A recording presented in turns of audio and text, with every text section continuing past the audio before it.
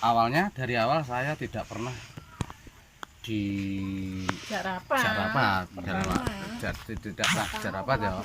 Tapi tendensi saya itu kami berpikir luas kepada semuanya bahwa pendirian tower di tengah pemukiman itu akan mengakibatkan yang fatal itu kalau secara fisik nanti kerobohan atau mungkin nanti ada petir dan lain sebagainya.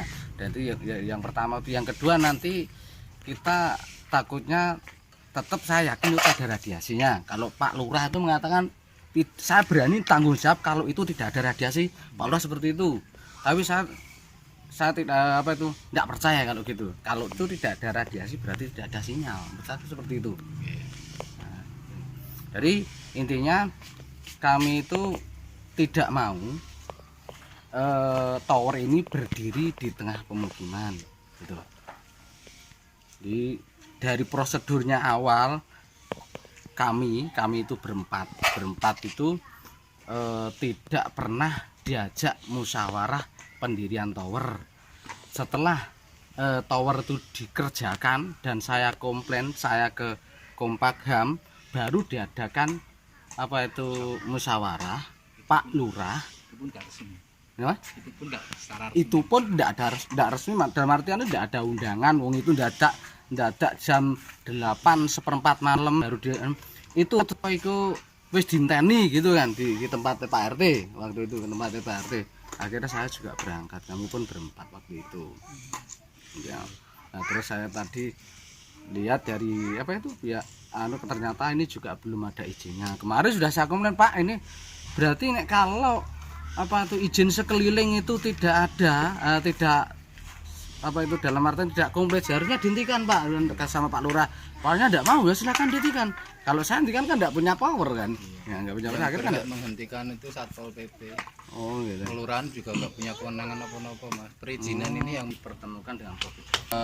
Sosialisasi Mas itu, tidak ada sosialisasi sehingga sekitar itu juga tidak tahu nanti itu tower itu manfaatnya apa, sisi negatifnya apa tidak tahu, sehingga mereka pun oke saja. Di sisi lain Pak Lurah juga ngintimidasi waktu rapat yang itu, dia bilang bahwa nanti kalau Smartfren itu gagal, Smartfren nuntut balik, yang bertanggung jawab yang 16 itu. Yang 16 itu Pak Lurah bilangnya seperti itu waktu itu. Padahal pas diukur yang 16 itu di luar bahan tower semua itu.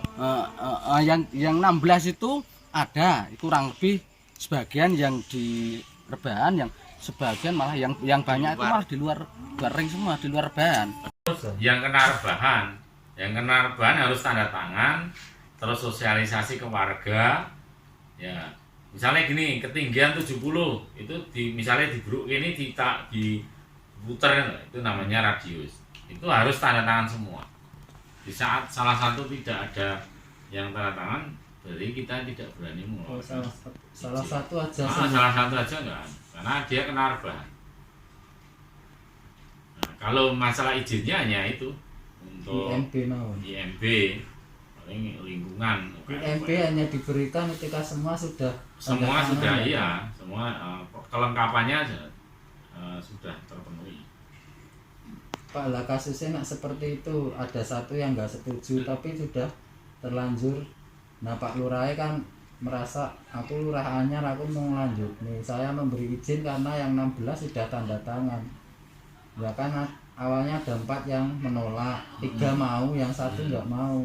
Nah, nanti kan kita nanti ada aduan, lah nanti tim yang akan mengurusi. Nanti timnya kan dari DPM PTSB, dari Satpol, dari LH, terus dari Kominfo, itu nanti akan turun bersama nanti menyelesaikan musyawarah mufakat.